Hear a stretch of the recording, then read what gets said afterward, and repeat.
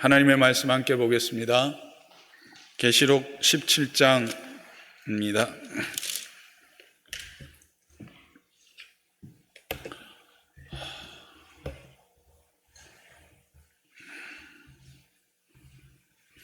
(7절로) 18절 한 절씩 교독합니다. 천사가 이르되 왜 놀랍게 여기느냐? 내가 여자와 그가 탄 7머리와 10뿔 가진 짐승의 비밀을 내게 이르리라. 내가 본 짐승은 전에 있었다가 지금은 없으나 장차 무적행으로부터 올라와 멸망으로 들어갈 자니 땅에 사는 자들로서 장세의 이후로 그 이름이 생명책에 기록되지 못한 자들이 이전에 있었다가 지금은 없으나 장차 나올 짐승을 보고 놀랍게 여기리라. 지혜 있는 뜻이 여기 있으니 그 7머리는 여자가 앉은 7산이요 또 7왕이라 5은 망하였고 하나는 있고 다른 하나는 아직 이르지 아니하였으나 이르면 반드시 잠시 동안 머무르리라. 전에 있었다가 지금은 없어진 짐승은 8째 왕이니 7 중에 속한 자라. 그가 멸망으로 들어가리라. 내가 보던 10뿔은 10왕이니 아직 나라를 얻지 못하였으나 다만 짐승과 더불어 임금처럼 한동안 권세를 받으리라. 그들이 한 뜻을 가지고 자기의 능력과 권세를 짐승에게 주더라. 그들이 어린 양과 더불어 싸우려니와 어린 양은 만주해 주시오 만왕의 왕이시므로 그들을 이기실 터이요 또 그와 함께 있는 자들 곧 부르심을 받고 택하심을 받은 진실한 자들도 이기리로다. 또 천사가 내게 말하되 내가 본 바 음녀가 앉아있는 물은 백성과 무리와 열국과 방언들이니라.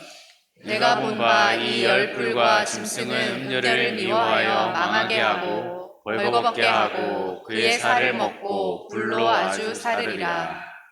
이는 하나님이 자기 뜻대로 할 마음을 그들에게 주사 한 뜻을 이루게 하시고 그들의 나라를 그 짐승에게 주게 하시되 하나님의 말씀을 응하기까지 하심이라. 또 내가 본 그 여자는 땅의 왕들을 다스리는 큰 성이라 하더라. 아멘. 17장 우리가 계속 살피고 있습니다. 7 대접의 심판이 끝나고 그 7 천사 중에 한 천사가 사도 요한을 다시 불러서 이제 너에게 이 짐승 큰 음녀의 심판을 알려주겠다, 심판을 말해주겠다라고 이야기를 합니다. 그러면서 그 음녀가 어떤 존재인지를 말하죠. 그 음녀는 물 위에 앉은 자인데 이 물은 열국과 백성들 모든 민족들입니다. 그래서 그 모든 열방들 위에 앉은 자다. 그들을 다스리는 자요, 그들 위에 군림하는 자다. 그러니까 큰 권세를 잡은 자다 라고 말했고, 또한 그는 아주 호화로운 화사한 옷을 최고의 옷들과 보석으로 치장한, 그래서 부를 누리는 그런 존재, 또 그것을 통해서 세상에 자기를 과시하는, 그것을 힘으로 삼는 존재 뿐만 아니라 가정한 것의 의미, 육체적 쾌락, 육체적 즐거움, 하나님이 주신 그 부부간에만 누리는 그 안에서 참된 누림을 얻을 수 있는 그것을 단지 인간적 쾌락의 관점에서만 접근해서 그것을 이용해서 성도들을 타락시키고 세상을 타락시켜서 자신들의 수하에 넣고 그들을 또 그렇게 하지 않는 자들을 억압하고 피 흘리게 해서 그 피의 잔에, 포도주 잔에 취한 그 모습을 보여주죠. 그래서 이 음녀가 이제는 심판을 받을 것이라고 말한 것입니다. 그런데 그 광경을 본 이 사도 요한이 크게 놀랐다고 6절에 이야기하고 있습니다. 왜 놀랐을까? 충분히 우리가 상상할 수 있는 일이죠. 보세요. 얼마나 끔찍합니까? 큰 권세를 가진 하나님 없는 그 힘과 능력과 그 무기들로 성도들을 유혹하고 억압하고 그들의 피를 흘려서 그 피에 젖어 있는, 그 피를 포도주처럼 마시면서 취해 있는 이 모습은 우리가 상상을 해보면 충분히 끔찍함을 느낍니다. 그래서 이 놀라다라는 다오마조라고 하는 이 말이 가지고 있는 간담이 서늘해지다, 라고 하는 그 말뜻을처럼 정말 간담이 서늘해질 만큼 놀란 것이죠. 근데 7절을 시작하면서 이 천사가 사도 요한에게 조금 의아하게 반응합니다. 우리가 생각하기에 충분히 놀랄만 하고 그것 때문에 간담이 서늘해질 만큼 공포스럽고 두려움을 느끼기 충분한데 왜 놀라느냐라고 합니다. 이 말은 뭘까요? 놀랄 이유가 없다라는 것입니다. 이게 무슨 의미일까? 네가 이걸 보고 놀란다고? 왜? 이런 의미예요. 한 걸음 더 나가면 조금 책망과 핀잔의 의미입니다. 네가 이걸 보고 놀라더니 이게 될 말이니? 뭐 이런 의미가 그 행간에 숨어 있는 것 같습니다. 왜 그런 반응을 보였을까? 이 다오마조라고 하는 단어가 간담을 서늘해지게 하다라고 하는 충격과 공포, 두려움에서 나오는 번민에 대한 감정을 말하는 것뿐만 아니라 또 다른 의미가 있기 때문에 그렇습니다. 그 의미는 감탄하다라고 하는 뜻을 함께 내포하고 있습니다. 근데 이 감탄하다라는 단어는 그냥 감탄하는 것이 아니라 어떤 경이로운 대상을 보면서 크게 놀라면서 감탄하는 거예요. 와, 대단한데? 이런 의미예요. 그래서 이 감탄하다라는 것은 경배의 대상에 대한 표현으로 쓰입니다. 이 두 가지 의미가 이 놀라다라고 하는 것으로 해석되어진 다오마조의 의미가 있는 거죠. 즉 지금 사도 요한은 이 양가 감정을 가지고 있는 거예요. 두려움과 동시에 뭐예요? 감탄하는 어떤 경이로움, 그 음녀에 대하여 경이로운 마음을 품고 감탄하는 그런 마음이 함께 있었던 거예요. 그래서 네가 그런 마음을 가질 수 있어? 이런 거예요. 그렇잖아요. 사도인데 하나님 없는 힘과 그의 부요함과 그의 호사스러움과 그의 인간적 쾌락에 뭔가 감탄을 할 대상입니까? 사도가? 아니죠. 그런데 돌이켜보면 이거는 우리에게 큰 위로가 돼요. 여러분도 그런 순간이 없었어요? 믿음의 걸음을 걸어가고 하나님의 백성이다, 하나님의 은혜를 입었고 그 하나님의 새 나라와 새 하늘과 새 땅을 상속받은 자로서 그의 백성된 이 존귀한 신분을 가지고 살아간다. 그래서 세상의 모든 것들, 하나님 없는 모든 것들은 결국 썩어지고 불타 없어질 것이다. 우리의 마음을 담을 것도 아니고 우리의 경배의 대상이 아니다라고 수없이 듣고 고백도 했고 그렇게 살아가기로 결단도 했지만 우리의 삶의 자리에서 정말 엄청난 위력을, 정말 내가 어떤 힘을 필요로 할 때 그 힘을 소유하고 있는 대상을 만났을 때 그 힘에 대하여 경외감이 들지 않던가요?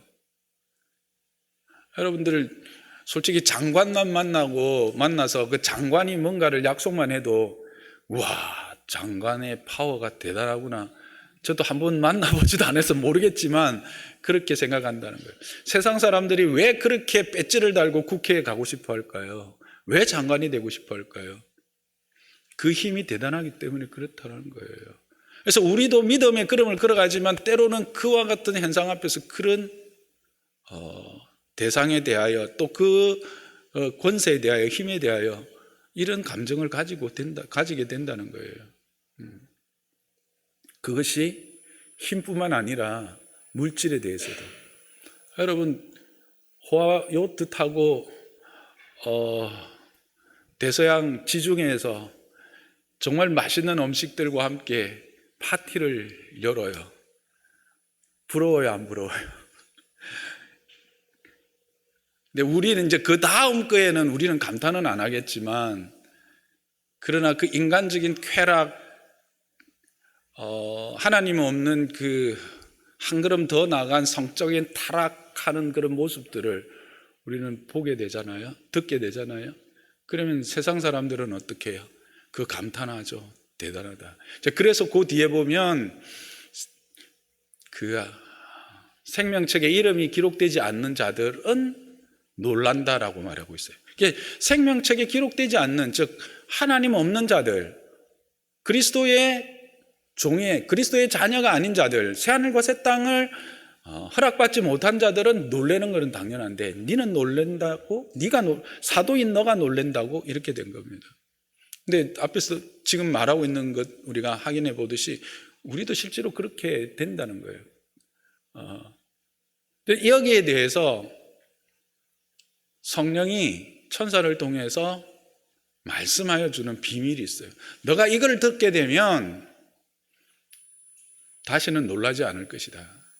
다시는 두려워하지도 않고 그것 때문에 감탄해서 그 앞에 경배하는, 즉 그를 경이롭게 여기며 추종하는 자리에 가지 않을 것이다 라고 하는 것이 오늘 말씀의 핵심입니다. 그래서 내가 너에게 뭐라고 합니까? 비밀을, 어떤 비밀을? 짐승, 어떤 짐승? 7머리와 10뿔을 가진 짐승의 비밀을 말해주겠다라고 하는 거예요.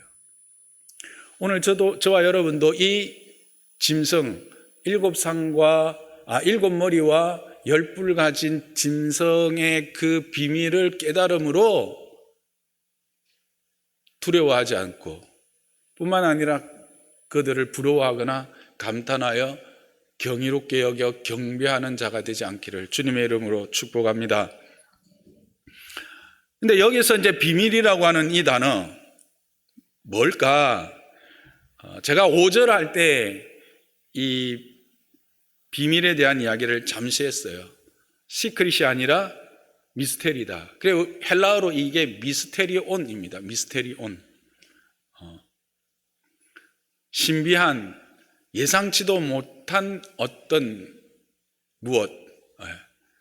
그러니까 이 짐승에 대하여 너가 예상치도 못한 결과를 확인하게 된다면 너는 놀라지 않을 것이다라는 거예요.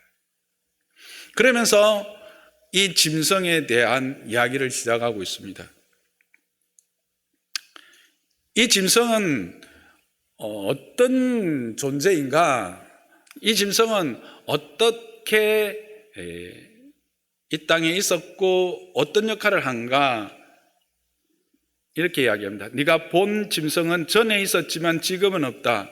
그러나 장차 무저갱에서 올라오겠고 그렇지만 멸망할 것이다. 이렇게 이야기합니다. 뭐 애매하지요. 근데 여러분 이거 우리 다루었습니까? 안 다루었습니까? 12장에서 다루었습니다. 하늘에서 내려온 붉은 용과 어린 양, 아기를 뵌 그 여인, 광야로 가서 그 아기를 죽이려고 했지만 광야로 피했고 거기서 해산한 아기로 이 붉은 용이 죽임을 당하죠. 기억하세요? 그것에 동일한 이야기입니다. 전에는 있었고 예수 그리스도 이전에 실질적으로 그가 사단의 모습으로 이 온 공중권세 잡은 자로 역사했잖아요. 그렇죠? 그런데 어떻게 됩니까? 그 여인의 해산한 여인의 해산으로 말미암는 그 어린 아이로 말미암아 그는 죽임을 당하죠. 그게 뭡니까? 십자가로 말미암아서 그가 머리가 상하게 되는 거죠. 창세기 3장에 나오는 것처럼 머리가 상하게 된다. 치명적인 상처를 입게 되는 거죠. 죽임을 당한 거죠. 그러나 어때요? 신경이 다 끊어진 건 아니에요. 쉽게 이야기하면 전쟁을 일으켰는데 주력 부대는 다 박살났어.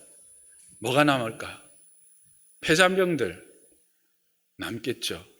그들이 게릴라처럼 계속 힘을 모으는 거예요. 그래서 어느 날 다시 뭐예요?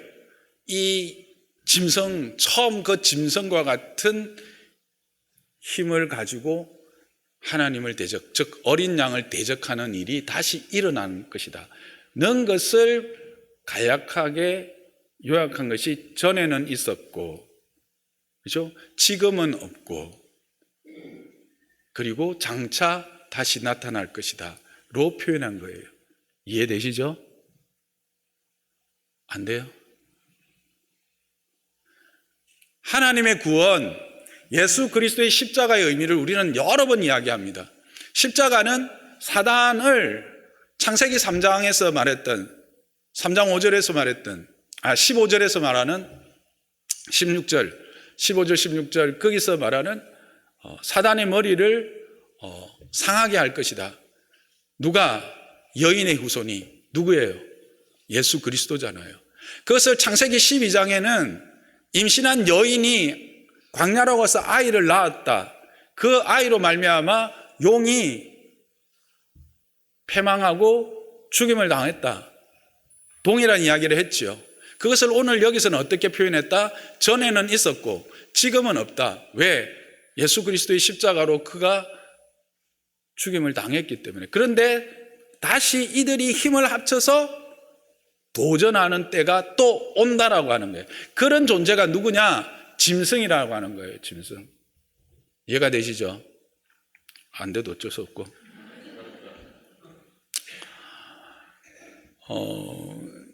그런데 그 짐승의 결말이 어떻다라는 거예요?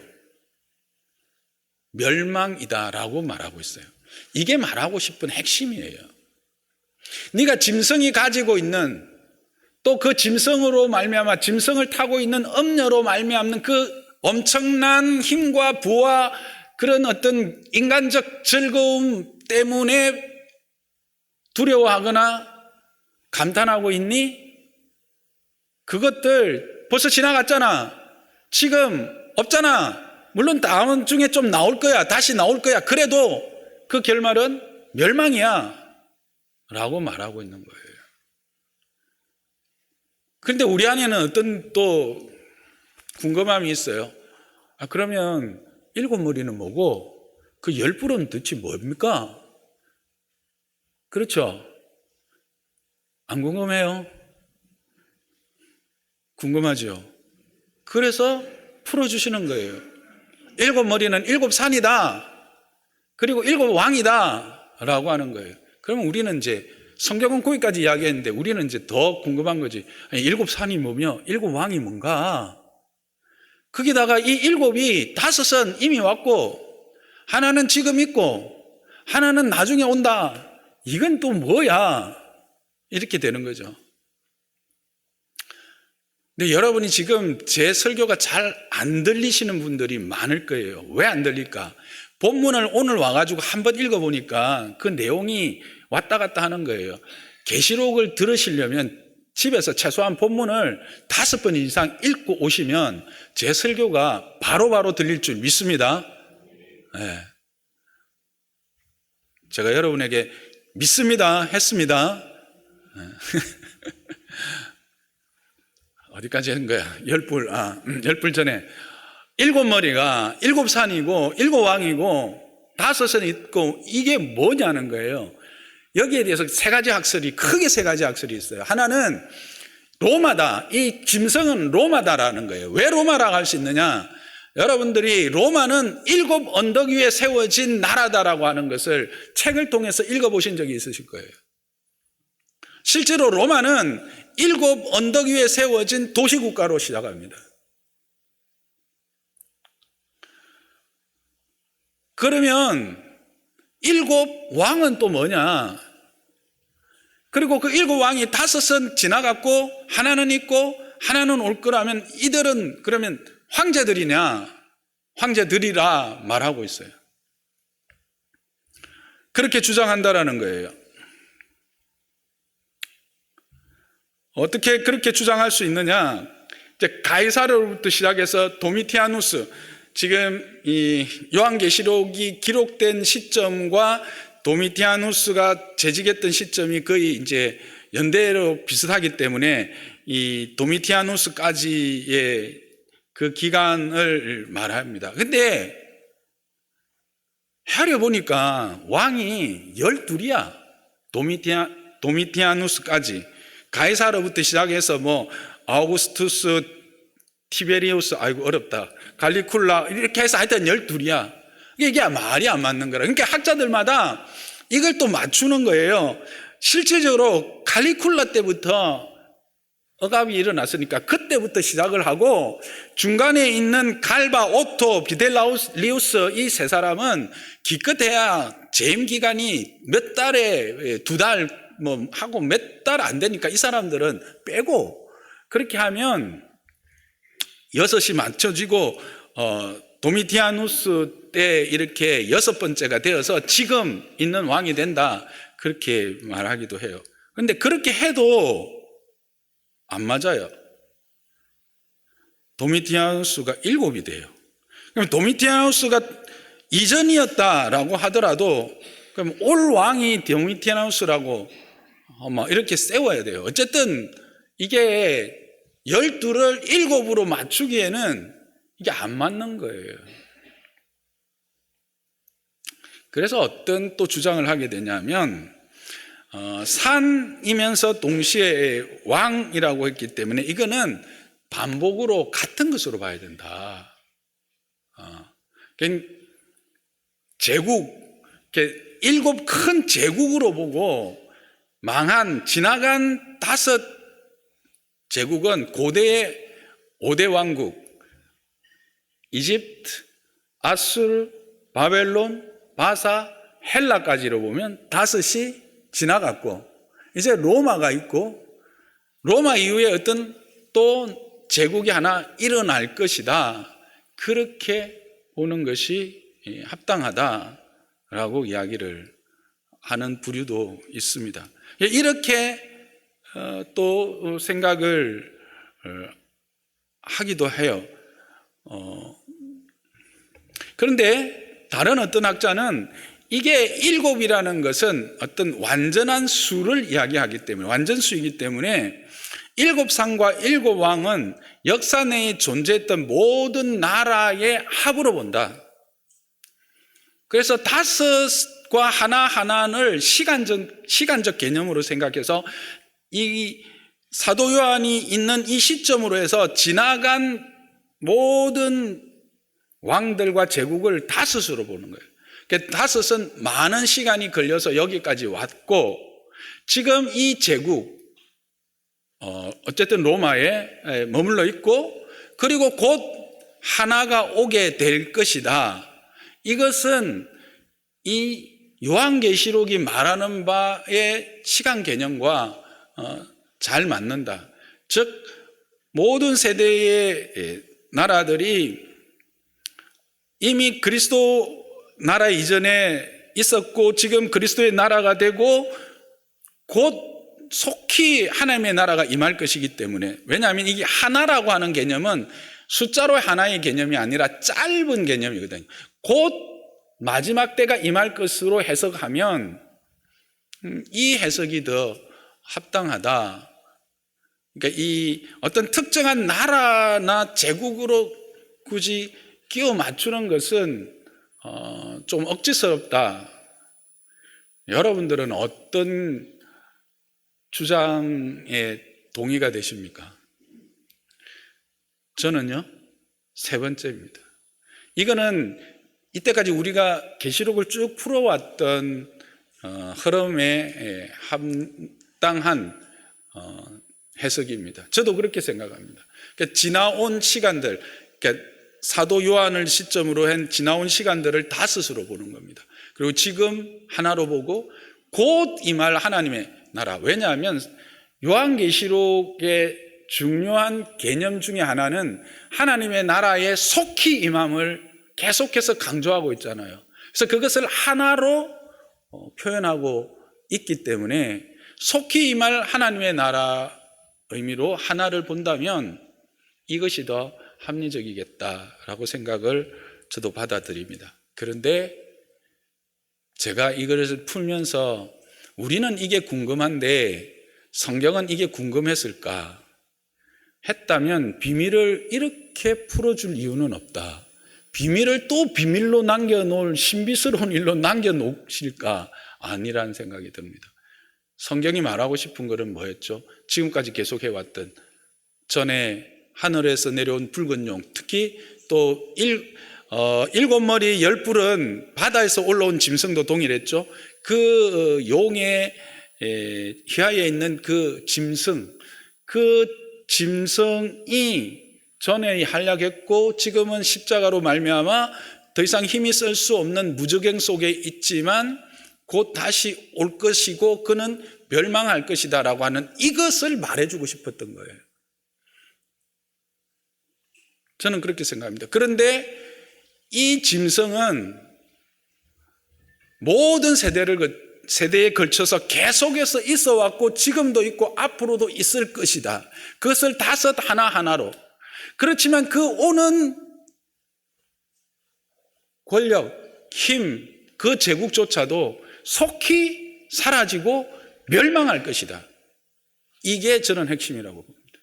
그래서 일곱 머리, 이게 뭐가 의미하는지, 그는 성경은 그렇게 강조하고 있지 않은 것 같습니다. 궁금한 건 우리들 뿐인 것 같습니다. 그리고 나서 갑자기 8째 왕이 또 나타납니다. 여기서 여러분이 이제 이게 뭐야? 라고 생각할 거예요. 저도 여기에서 지난 시간에 말씀드렸나요? 갑자기 본문을 다시 세례로 바꾸게 되는 이유 중에 하나였습니다.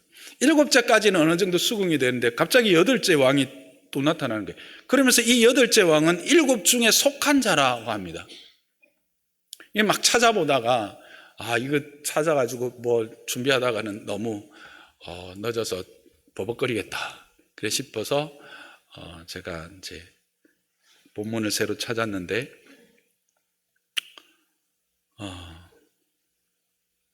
그럼 이게 뭔가?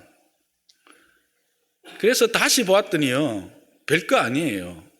전에 있었다가 지금 없어진 짐승으로 소개하고 있어요. 이게 누구겠습니까? 짐승 자체예요. 어떤 짐승입니까? 마지막에 나타나는 무저갱에서 풀려나는. 우리는 7번째 제국 왕이 마지막 무저갱에서 나오는 걸로 생각했는데 본문은 뭐라고 말하냐면 8번째가 있다라고 하는 것을 말하고 있어요. 그것을 이야기하는 것 뿐입니다. 그런데 그러면 목사님 7 중에 속한 자라고 하는 것은 무슨 뜻입니까? 이게 원어로 보면 7과 동류다. 즉 7과 같은 부류의 짐승이다. 이 말은 뭐냐? 7 왕들처럼 제국들처럼 악하며 하나님을 대적하고 그의 백성들을 유혹하고 억압하여서 하나님의 은혜 안에 머물지 못하도록 하는 특성을 가진 악한 존재다라고 하는 거예요. 근데 왜 그렇다면 그냥 7번째로 묶어놔도 될 거를 8이라고 하는 말로 다시 썼을까라는 또 질문도 하게 되더라고요. 잘 따라오고 계십니까?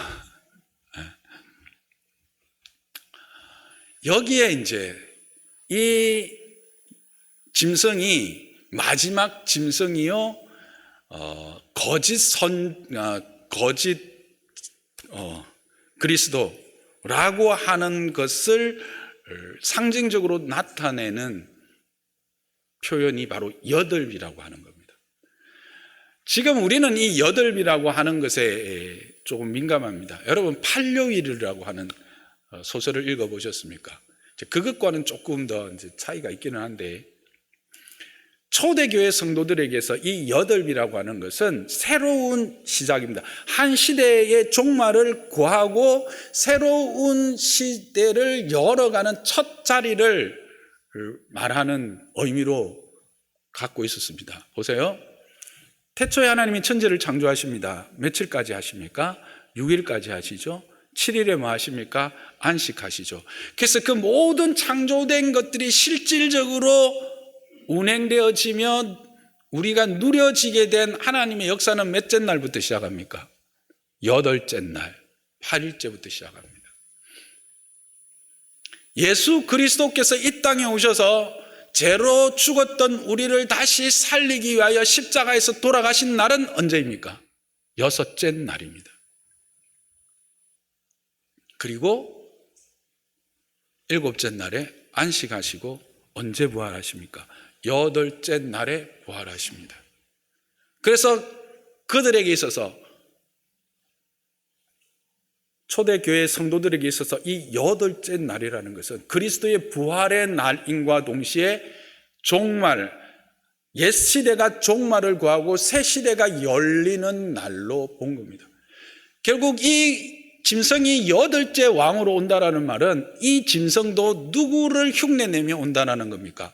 부활하신 예수 그리스도를 흉내내어지는 모습으로 온다는 거예요. 그래서 거짓 그리스도로 해석할 수 있는 거예요. 성경은 이 마지막 짐승이 거짓 그리스도로 이 땅에 와서 미혹하게 될 것이다 라는 것이죠. 그래서 8째 왕으로 옵니다. 그런데 이 8째 왕으로 오는데 이 8째 왕도 어떻게 됩니까? 어떻게 되지요? 멸망으로 들어갑니다. 11절 보세요. 그도 멸망으로 들어갑니다. 실질적으로 이 천사를 통해서 사도 요한에게 주고자 하는 핵심 진리, 핵심 단어는 뭡니까? 멸망으로 간다라는 겁니다. 어떤 모습으로 오든지 멸망으로 간다는 겁니다. 그래서 뭐 할 이유가 없다?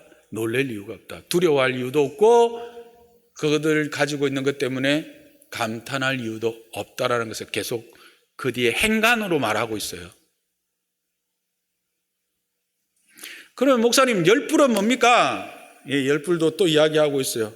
내가 보던 열불은 열왕이다 라고 말하고 있습니다. 아니, 앞에 7왕이 나왔는데 또 갑자기 웬 열왕이야?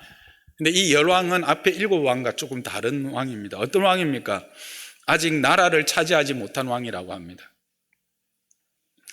이게 무슨 뜻일까요? 왕인데 나라가 없다? 이 말은 구체적인 세력은, 힘은, 능력은 있지만 통치하는 영역, 통치하는 어떤 나라가 없는 어떤 힘, 세력, 권력이라고 하는 겁니다. 근데 그게 몇이라고요? 열이라고 합니다. 그래서 이것을 열이라고 하는 숫자는 많다라고 하는 숫자죠. 그렇죠? 많다라고 하는, 많은 숫자입니다. 많은 숫자요, 충만한 숫자, 뭐 이런 의미로도 됩니다. 그래서 이걸 로마로 해석하시는 분, 그 짐승을 로마로 해석하시는 분들은 이게 총독으로 해석을 합니다. 왜냐하면 로마가 실질적으로 지배를 하지만 누구를 통해서 지배합니까? 총독을 통해서 지배하죠. 그래서 총독에게 권한을 줘서 실질적으로 성도를 억압하고 우상을 숭배하게 하는 게 에베소에 있었고 두아디라 버가모 이런 데 다 있었던 거는 총독을 통해서 그와 같은 종교적 억압과 수탈과 착취가 일어났잖아요. 그러니까 총독이다. 봐라, 총독은 나라도 없고 힘만 있으니까 그 지역에서는 분봉왕이라고 그러죠. 분봉왕의 역할을 했으니까 그렇다라고 이야기를 주장을 합니다. 근데 우리는 이제 그게 로마가 아니다. 앞에서 보니까 그게 이제 7왕을 만드는데 조금 문제도 있고 해서 아니다라고 했기 때문에 이거를 이제 우리는 같이 묶어서 이제 못 받는 거고, 뭐 그렇게 생각하셔도 죄가 되는 건 아닙니다. 예, 그렇게 해석하는 분들이 많이 있으니까요. 그런데 그렇다면 이들은 누구인가? 앞에서도 말했듯이 그들은 나라를 얻지 못하였다고 합니다. 그런데 왕이라고 합니다. 권세를 가진 존재들이라는 것이죠. 여러분, 지금 권세를 가지고 있지만, 힘이 있지만 나라가 없는 왕 같은 존재들이 뭐가 있을까요?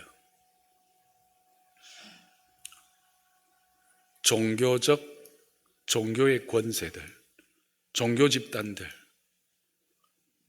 여러분, 종교 집단의 수장은 왕 부럽지 않습니다. 이만희, 그다음에 장길자가 누구냐면 하나님의 교회라고 하는 스스로 하나님의 어머니라고 하는 여자가 있어요. 그 장길자인데요. 안산홍의 아내입니다. 이들은 참으로 말할 수도 없는 어쨌든 그런 자들, 얼마나 큰 권세가 있어요. 근데 이들이 하나같이 하는 게 뭐예요? 짐승에게 힘을 보태잖아요. 여기 보니까 이 열왕들은 끊임없이 짐승에게 힘을 보태어서 왕과 대적하는 세력들로 묘사되고 있어요. 물질적 세력들, 많은 물질을 가진 경제력을 가진 것도 큰 세력 집단이죠. 또 문화 집단들. 여러분, 요즘 아이들이 진짜 아이돌이 정말 우상처럼 섬기잖아요. 돌로 우상으로 섬기잖아요. 그들이 가지고 있는 권세 있죠. 부가 있죠. 그들이 누리는 즐거움에 아이들이 현혹돼 가지고 어떻게 해요? 그게 참배하는, 정말 목숨을 걸고 따라다니더라고요, 애들. 근데 이런 세력들이 언제 말세 때가 되면 그 짐승을 통해서 이런 세력들이 계속해서 일어나서 짐승과 힘을 합쳐서 만왕의 왕과 만주의 주 되시는 예수 그리스도를 대적하는 세력으로 자리 잡게 된다는 거예요. 그게 바로 열불이다. 저는 동의합니다. 요즘 현상들을 보면 특히 시민사회에 이렇게 하면서 세력을 얻어서 교회와 하나님의 나라의 일들을 얼마나 억압하고 보이지 않게 우리를 여러모로 방해하는지 몰라요. 그런 세력들이 있다라는 거죠. 그들은 모두 한마음이 되어 자기들의 권력과 권세를 그 짐승에게 내어줄 것이다. 저는 요즘에 이런 나라는 없지만 그러나 실체는 없는 것 같으나 실제로는 영향력이 있는 세력들이 얼마나 많은지 몰라요. 이런 세력들이 많다라는 거예요. 언제? 말세가 가까워지면 가까워질수록.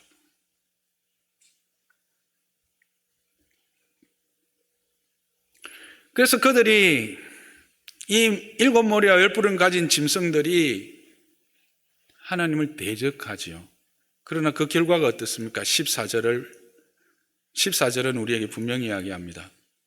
어린 양에게 싸움을 걸지만 마침내 군주, 만왕의 왕이요 만주의 주가 되시는 어린 양 앞에서 패배하고 어린 양이 이기게 됩니다. 이게 바로 하고 싶었던 말이에요. 누구에게? 사도 요한에게, 동시에 누구에게? 저와 여러분에게. 왜냐하면 그 이김은 이 어린 양의 이김뿐만 아니라 어떤 자의 이김이라고 말하고 있어요. 14절. 네. 부르심을 받고 택하심을 받은 진실한 자들. 여러분, 부르심을 받은 것을 믿습니까? 여러분, 택하심을 받은 자들 믿습니까? 여러분, 진실한 자들이십니까? 여기서는 대답을 잘 못하시네요. 근데 여러분, 우리가 진실해서 진실합니까? 우리가 의로워서 하나님이 우리를 어렵다 하십니까? 누구 때문에? 그리스도 때문에. 그리스도의 십자가의 보혈이 우리를 의롭다 인정하게 하시는 거예요. 우리의 믿음이 하나님 편에서 우리가 의롭다고 인정되어지는 거죠. 즉 그리스도의 이김이 있고 그 이김이 우리의 이김이 된다라고 하는 겁니다. 그러므로 사도 요한에게 지금 뭘 말하고 있는 겁니까? 놀라지 말라는 겁니다. 두려워하지도 말고 부러워하거나 감탄하지도 말라는 겁니다. 동일하게 우리에게도 말하는 겁니다. 두려워하거나 염려하지 말라는 겁니다. 그리고 그것 앞에서 감탄해서 펄쩍펄쩍 뛰지 말라는 겁니다.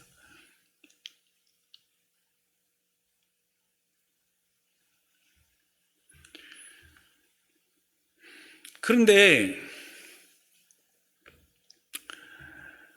더 신비한 미스터리한 일이 일어난다고 합니다.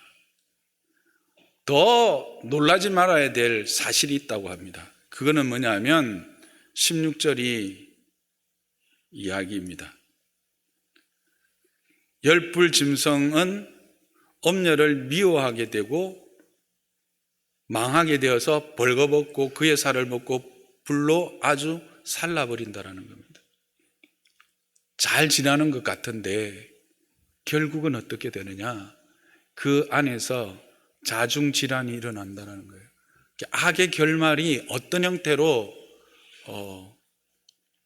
파괴되어지는지를, 물론 이거는 이제 최후에 그리스도께서 어린 양으로 세마포 옷을 입고 백마를 타고 면류관을 쓰고 오셔서 심판하실 그 심판으로 말미암는 멸망이 아니에요. 그 모든 세대 가운데 이런 엄녀와 짐승의 관계, 엄녀의 그런 권세와 부와 그런 어떤 쾌락이 어떻게 사라질 것인가를 보여주는 거예요. 그렇잖아요. 이 땅에 영원한 나라가 있습니까?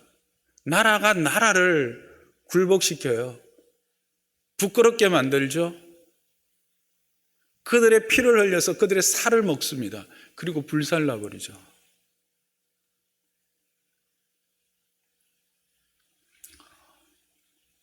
권력, 정치적 세력들만 그렇습니까? 경제적인 알력은 얼마나 또한 비참하고 악랄하며 처참합니까? 왜 잘 지내던 형제들이 싸움을 벌이죠? 삿대질을 하고 극한 상황에는 서로 죽이기까지 합니다. 유산 때문 아닙니까? 인간들이 왜 이 쾌락의 끝에서 자기 살을 스스로 베어내며 죽음의 길로 이렇게 다니더라고요. 요즘 미국 보니까 마약, 인간적 쾌락의 끝 가다 보면 어디까지면 마약까지 가야거든요. 그래서 자기의 살을 스스로 뜯어주는 죽음의 길까지 가는 거예요. 이게 바로 이 엄녀의 소유했던 속성들의 결말이 어떤가를 아주 잘 표현해 주고 있는 거예요. 모든 세대에 나타나는 그 짐승 아래에 있는 엄녀, 뭔가 그 짐승을 타고 있을 때는 다 소유한 것 같고 모든 것을 누리는 것 같고 정말 즐거워하고 정말 최고의 어떤 도파민을 분출해내는 자리에 있는 것 같으나 그거 감탄할 것 아니다는 거예요. 왜? 그 끝이 이렇다라는 거예요. 어떻다고요? 어떻다고 말하고 있습니까? 벌거벗고 큰 수치를 당하는 거예요. 살을 먹고 죽임을 당하는 거죠. 그런데 어떤 죽임입니까? 불로 살아버리는 끔찍한 상태로 들어가 버린다. 그런데 사도 요한, 당신이 이것 보고 놀라워해요? 이렇게 지금 천사는 묻고 있는 겁니다. 그러면서 오늘 동시에 저와 여러분에게도 묻고 있는 겁니다. 하나님의 선택을 받고 하나님의 부르심을 받은 여러분들, 이 짐승 위에 올라타 앉아 우리가 지금 보기에는 힘있고 모든 것을 소유한 것 같고 그래서 최고의 즐거움을 누리는 인간적 쾌락에 빠져 있는 그들을 여러분 감탄하고 계십니까? 라고 묻고 있는 거예요. 그것을 쫓아가려고 지금 여러분들이 그 앞에 경배하려고 하십니까? 라는 거예요. 여러분들, 우리가 믿음의 걸음을 걸어갈 때 실제로 이 여러 이런 것 때문에 계속 흔들리잖아요. 여러분 흔들리지 않으세요? 근데 오늘 이 말씀은 우리에게 큰 위로가 돼요. 왜냐하면 누가 지금 이 생각을 가진 거예요? 누가? 사도가. 그것도 요한 사도가. 예수님 옆에서 예수님이 가장 사랑하는 자라고 하는 사랑을 받았던 요한 사도도 현혹될 만큼 세상은 때로는 아주 매혹적입니다.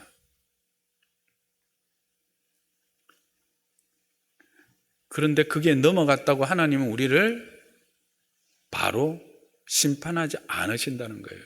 뭐 하시는 거예요? 이렇게 설명하시고 이해시키시고 우리가 어디에 있으며 나의 존재가 어떠함을 분명히 보여주시는 거예요. 여러분, 요한계시록의 주제가 뭐라고 그랬어요? 이기신 그리스도. 1장 할 때 했죠. 첫 시간에 했어요. 이기신 그리스도. 여기가 다시 그걸 분명히 이야기해 주는 거예요. 요한일서 2장 15절에서 17절을 통해서 그래서 사도 요한은 이렇게 말하고 있습니다. 함께 읽어보겠습니다. 시작. 이 세상이나 세상에 있는 것들을 사랑하지 말라. 누구든지 세상을 사랑하면 아버지의 사랑이 그 안에 있지 아니하니 이는 세상에 있는 모든 것이 육신의 정욕과 안목의 정욕과 이생의 자랑이니 다 아버지께로부터 온 것이 아니요 세상으로부터 온 것이라.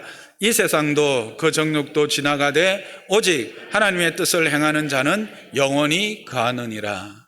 아멘이시죠? 여러분, 그리스도께서 이기셨습니다. 그래서 우리에게 허락된 것은 새하늘과 새 땅입니다. 약속하신 것은 이미 성취된 것을 믿으시기 바랍니다. 하나님의 약속은 그냥 막연한 미래의 것이 아닙니다. 이미 허락된 은혜입니다. 그 은혜 안에 있음을 기억하시기를 바랍니다. 그 은혜 안에 하나님의 누림을 누리시기를 주님의 이름 축복합니다. 세상의 것들, 하나님 없는 세상의 것들 때문에, 물론 그 근본적인 것은 하나님이 우리에게 복으로 주셨다는 것을 우리 알아요. 그래서 우리는 그것을 계속 추구할 수밖에 없어요. 그러나 하나님 없는 파괴적인 힘과 권력과 물질과 부부 사이에서 이루어지지 않는 성적인 결합으로 말미암는 기쁨은 하나님께 죄를 범하는 것이요, 그것은 우리로 하여금 형벌, 하나님의 은혜에서 벗어나게 한다는 것을 여러분 기억하시기를 주님의 이름 부탁합니다. 다시 한번 말씀을 드립니다. 우리는 세상의 것들 때문에 때로는 부러워하고 그것들을 감탄하면서 경배하고 싶은 생각까지 들 때도 있습니다. 그러나 그 모든 것은 전에도 있었고 지금도 있고 장차 그런 일들이 있겠지만 그 모든 것은 다 망하는 것입니다. 그리스도는 그 모든 것에 대하여 이기신 자이십니다. 그리고 그 이김은 우리의 이김이 되었습니다. 그것을 기억하십시오. 그리하여서 흔들리지 말며 주님을 참으로 예배하고 그를 경배하는 일에 여러분의 온 마음과 뜻을 다 쏟으시기를 주님의 이름 부탁합니다. 그래서 여러분이 지금 이 자리에 앉아 있는 것이 가장 큰 복인 것을 믿으시기를 바랍니다.